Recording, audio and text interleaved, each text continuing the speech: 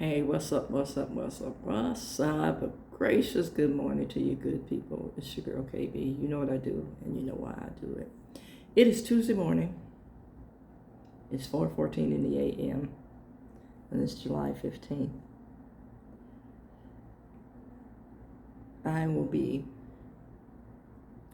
64 years old in 9 days. Yeah. And I've been through some things and I've seen a lot of things. And that's what I'm going to talk about right now. Basically, two things. Yesterday, on my way home, people were just driving crazy. I've lived this long, haven't gone through some things, and I'm gonna live a little longer. So, I'm driving cautiously and, leaving enough room between me and the other cars, and I'm observing this craziness.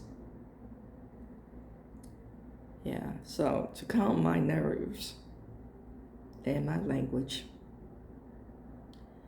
I do either gospel music in my car or music that is kind of an outlet for my anger and rage and watching this crazy driving unfold.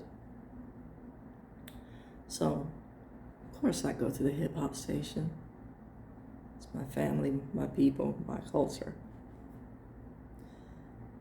And every so often, I hear a lyric that I am just appalled by. Now, since I'm kind of in sync with the music, I'm more appalled by, the unedited versions of songs, because satellite radio plays the unedited versions of songs. And I made the commitment right there in that moment in my car to remove the majority of hip hop stations from my satellite lineup. I can't, and I won't. The times are calling for change. Definitely calling for change. There is way too much misogyny, internalized racism, because we can't seem to identify folks beyond the N-word. Now we have other cultures thinking they can use the N-word, and I have shared this repeatedly. The N-word either makes you that. I don't care who you're talking to. If they use the N-word, that's how they see you. Okay? And for me, every time somebody hurls that word, they either know, or in their ignorance, because that's what that word basically breaks down to. In their ignorance, they fail to realize that that word has blood on it. And in saying that, I'm speaking specifically to black folks. That word has dogs chasing it. That word has tree limbs involved. That word has rope involved. That word is vile. But we seem to embrace it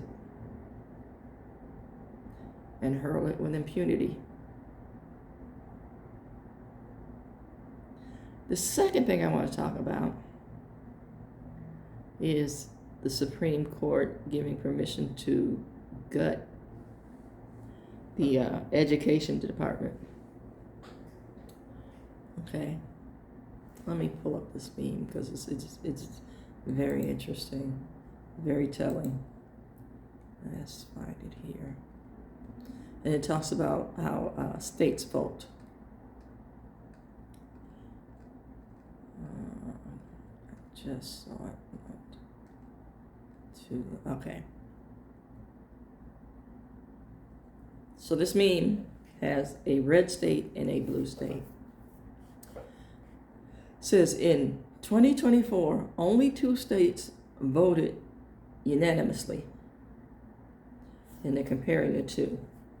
Now the red state was Oklahoma. And listen to this statistics. It's 44th in education. Now, we only have 50 states. It's 49th in healthcare. It's 44th in the quality of life. It's 50th, bottom of the bottom in test scores. And it's in the top 10 of states with the worst poverty. That's a red state. Okay, that's a dyed-in-the-wool MAGA state. The next state, a blue state, Massachusetts. First in education. Second in healthcare. First in the quality of life. First in test scores. And it's in the top 10 of least poverty. That's the difference in the thinking and the overall mindset of people in these 2 states. Sit with that and ask yourself while you're sitting, how am I living and what is my level of thinking on things?